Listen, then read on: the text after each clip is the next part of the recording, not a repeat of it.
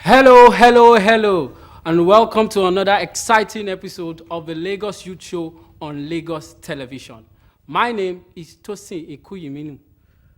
Interestingly, I'm going to be doing this as your solo host, but not to worry, it's going to be an interesting one. And of course, as usual, we do it, you know how we do it here.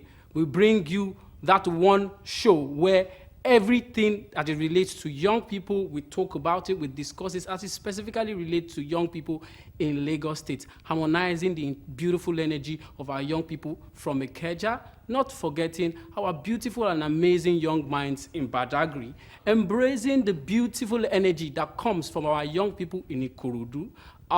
Interestingly, not forgetting the young, savvy tech minds in Lagos Island and embracing our energetic young minds in Ekpe.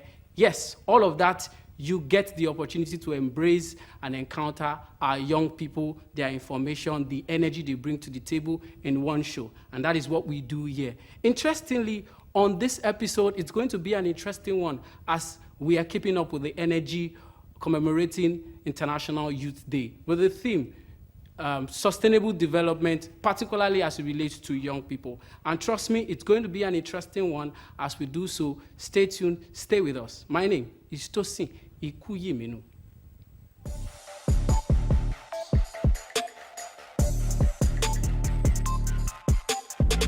Nigerian youth, let us together write another story about us. Let us together tell the Nigerian youth that we can do it differently. Let us tell the leaders and elders of this country that whatever mantle is being given to us, we are trained.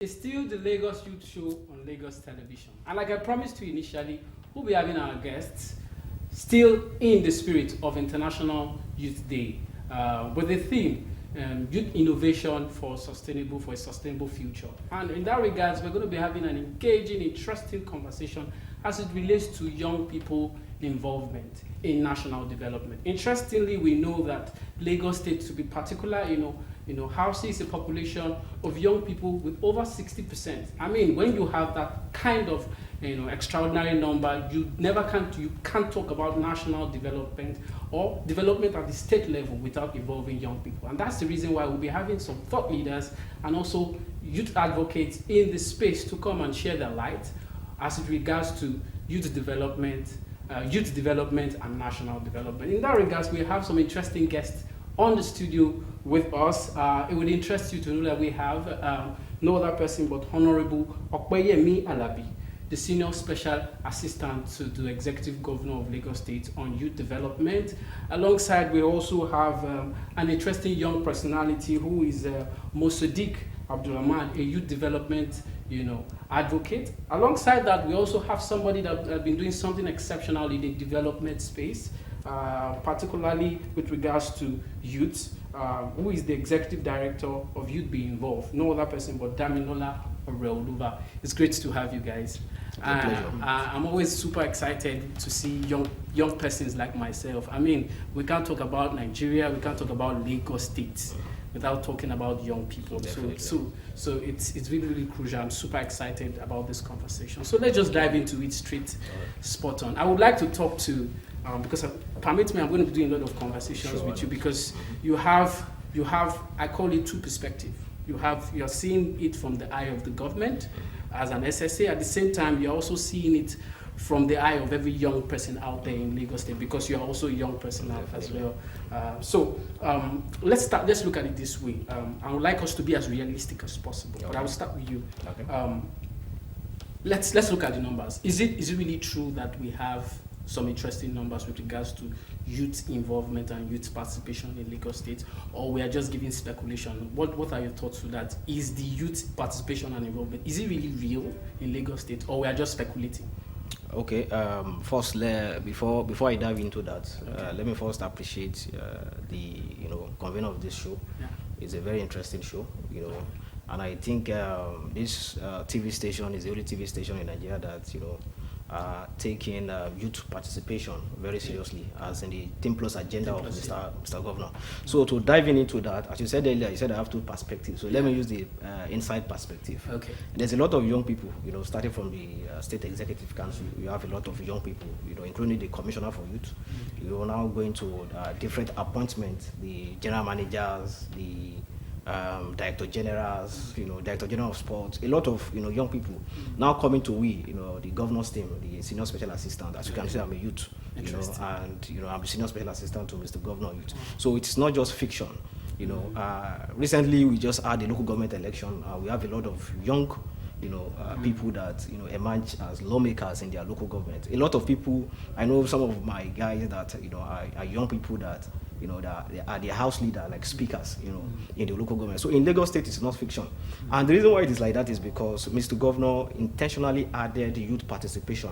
The plus, means a lot of things, but youth participation is one of the highlights of the agenda. And if you look at the Team Plus agenda, you realize that there's youth participation in governance.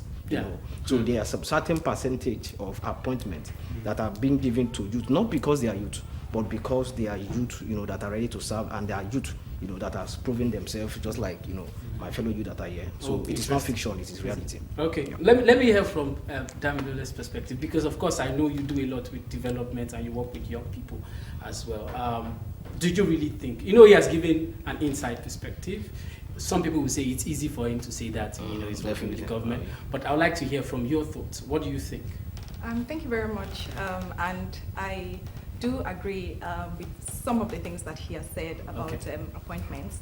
But for me, I would like to ask the question, can we go further than that? Yeah. So we're not talking about having young people at top positions. We're talking about having young people at the grassroots level who are involved in the system. And so you can have young people in different positions, but if the young people on the streets don't feel that impact, it's tokenism. And so it's just a situation where you have a young person in a situation just so that you can appear that you are representing that section of the society. But the truth is that let's check out in the open how many young people do actually get involved in the process, because we actually were involved in the local elections that just happened, and the turnout was actually a lot lower than what you would expect for a state that has over 60% young people. So you can tell that it doesn't correlate. What you're seeing on the inside doesn't tally with what is happening out there. Beautiful, beautiful. Thank you for that perspective. But I like the way the conversation is going. Musadik, I would like to, she mentioned some feasible gaps with regards to the participation. So I would like to hear, what do you think are those gaps? What do you think are those challenges, and how we can address them? Okay, personally for me, I think the two parties are right. The SSA is also right. Because if you understand very well, there has been a lengthy gap between youth in governance, participation, and all of those things. Look at the time frame. But now we are trying to close the gap. You understand me? There's a bridge between the youth and those who are in office when it comes to governance, being part of the system. But currently now, the youth are getting involved, they are getting concerned about what is going on. So this gap will not just close over the night. It means it happen strategically over time. It's going to be closing little by little. But at the same time, when it's closing, we still need youth to be concerned about it. That yes, you said you want youth participation. We are projecting for youth participation. But when the government is playing their part, you need to also play your part as a youth. When you have a number of persons there, support them, those who are there. Give them the concern, give them the support, and the gap will go. Yes, gradually we'll get that margin that makes it significant that youth are getting involved. So there should be a lot of volunteerism. Yes, and a lot of participation with the youth. Tokenism, like you mentioned. Yes. Anyway, interesting. Let's dive the conversation a bit outside the box, particularly with regards to this trending time, social media. All right. There's been this wide range of young people coming out to say, I'm a social media activist. I speak for the voice of young people, the voice of the voiceless, all those energetic things that we young people do. But I'm curious, is it really, really working? particularly with you, Honorable Obeyemi. I know that you see some of these activists coming out, and I see a lot of interesting conversations. Fighting for young people rights. I think the last major protest we had here in Nigeria, one of Lagos State was one of that raging conversation, and it started off from social media till it became a massive movement. But on the long run, you work with the government, you are in the government. Do you really think it's sustainable? Is it really working? Is it really causing any major change? Is it really contributing to the narrative? I'd like to hear it. Okay, so thank you for the question. But before I dive into that, I would like to come back to what you said. You made a very valid point, but I want us to understand something. Government is of the people, by the people, and for the people. So when we mean for the people, by the people, and for the people, it doesn't mean people that are elected or appointed alone. It means all of us, I was talking with all my personal assistant, I think day before yesterday. He was telling me about, let's tell the youth to go and register for, the PVC. I said, no, that's not the problem. There's a lot of you that have this PVC. I even did a video, a content, telling people how PVC is the most misused identification card in Nigeria. Most people have this PVC only when they want to have issues, only when they have issues in bank. But they don't know that is the duty of NIN. So a lot of youth, we have this PVC, but on election day, it's a different mindset. And one of the hardest thing to do is changing people's mindset. True. Even if there's security there, if you decide that you don't want to go and vote, that's just the end. The other day I was at Unilag and we were having interactions, me alongside the chairman of the National Youth Council and other dignitaries. We're having interactions with political science students. Interesting. And we did a survey, quick survey, like, okay, how many of you have voters card here? Almost none of them. How many of you belong to a political party? Almost none of them. So the thing is, we want to have our cake, and we want to eat our cake and have it, or how they used to say it, at the same time. So and we are not ready. Just like Tubaba used to say, everybody won't die. Everybody won't. Everybody won't go heaven. I don't understand the phrase. So now this thing it's not just the job of the government alone. And kudos to whatever you are doing. We need to let the youth understand that politics is the gateway to administration. You can't just sit down and expect them to knock. We are here today. Now diving back to the question, because it's interwoven. So I started on social media. Okay. Wow. So when this NSAS of the thing was happening, I was the convener of Defend Lagos. I had battles with the like of Showore on TV. I have battles with the like of Reno. A lot. You can go and check the interviews we had back and forth. I was saying, no, you can't destroy Lagos, because we all have the right to protest, right? But destruction is not what we want. And for the question you have, yes, social media is playing a very important role. Anyone that comes out and says, no, they are just playing, they are not serious. See, whether we like it or not, once thousands, millions of people gather, and in Nigeria, I think we have over 40 million to 60 million internet users, and we have large number of them on Twitter, we have large number of them on TikTok, on Facebook. So, but the question is this, the change we want is the social media actually giving us that change? There's power on social media, because on social media, there's influence. There's energy, there's information, and the information, misinformation, a lot of things. But the question we should ask ourselves is, as youth, how have I been able to use my social media, to gather young people for a very important cause? Not just saying, okay, I want to fight for young people, or I want to, chase clout and the rest. Okay. When I started using social media, I used it to create a group called Occupy Progressives, and the aim and objective of Occupy Progressive was to bring young people to occupy important, positions. And we use the group to, have a lot of symposium in different universities, different local government. And here we are today, we have a lot of people, young people in governance. So social media is a very influential, medium. But the thing is, we as youth, we need to check again. Is it really giving us the result that we want? Okay. As a technocrat, let me hear from you, Damilola. I know that, yes, there are ups and downs, but I see a lot of remarkable shifts with social media. But let me hear your thoughts. Well, really, I just think it's... I understand the perspective that you can't just sit and expect the government to do all the work, but that's not the real issue. The Okay. issue is the type of work the government is doing. Okay. I don't think that it's targeted towards young people. Young people Because specifically. what do young people like? They like engaging content, Okay. something that is, very keeps them very, very vigorous and makes them active, right? Okay. So whenever you're doing things that are tailored to young people, you cannot do a generic, go with a generic strategy and expect a good outcome. Good outcome. You have to make sure that whatever you are doing for young people is tailored for young people, because you can't the way young people think is not the same way some older Other generations population, yeah. think. They have completely different mindsets. So you have to approach them based on the mindset that they have. And that's the reason why you'd be involved. The way we do our content is, Yeah. you can see that we do ours in a way where we make it very catchy for young people, so that when they're scrolling on social media, they stop and they look at our content. We try to make sure that we're doing our possible best to bring them into the system, not just, appointing and... Interesting. That's why we need young people in the system to be advocating for some of this shift. I really appreciate that. But the conversation has been getting more interesting. But let's go on a quick break. We'll keep up the conversation. Then from there, we'll see how we can go how far.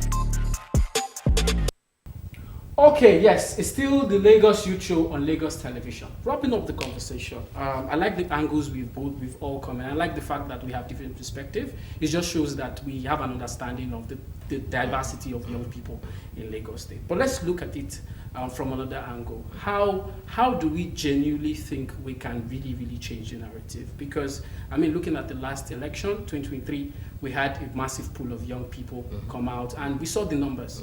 Of course, it wasn't as much as it should be. But when we say young people should be involved, there's a whole lot that should go. In fact, I saw a lot of tweets at that time, people from different parties coming out. Young people, come out, come and vote. But how do we change the narrative? 2027 is already at the corner.